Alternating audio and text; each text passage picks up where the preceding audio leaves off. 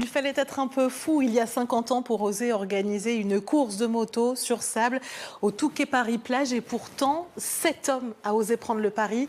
Thierry Sabine, à l'époque, il est attaché de presse de la ville du Touquet. Son idée vient des États-Unis et vous allez le voir, dès la toute première édition, en 1975, le succès est au rendez-vous. Regardez. Près de 300 motos en un seul peloton sur la plage du Touquet dimanche pour le premier enduro des sables qui se courait sur la plage du Touquet.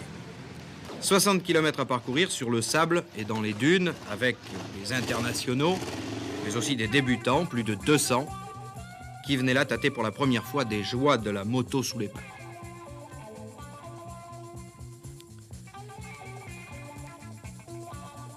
Des images qui se passent de commentaires, une sacrée promenade sur la moto de tous les jours. La hiérarchie, en tout cas, a été respectée. Jacques Vernier, actuel leader du championnat de France, l'a emporté devant Joël Querel, le champion sortant.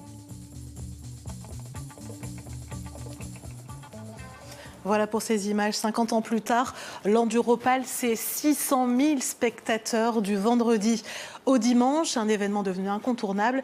Et cela, c'est grâce à ces légendes. On pense notamment à ces images, celles du départ, les frissons, le bruit des motos sur le sable. Les légendes, ce sont aussi les pilotes. Et parmi eux, Arnaud de Mester, le Dunkerquois, recordman de victoire, 7 à son actif. Et puis comment parler des légendes sans évoquer le Goulet. Regardez, c'est ce passage entre deux dunes, là que les coureurs s'agglutinent, s'empressent, s'enfoncent dans le sable. Certaines courses se sont jouées à cet endroit technique. Le Goulet a été abandonné en 2005 pour raisons écologiques. Voilà pour les légendes des 50 dernières années. Reste à voir quelles seront celles des 50 prochaines années.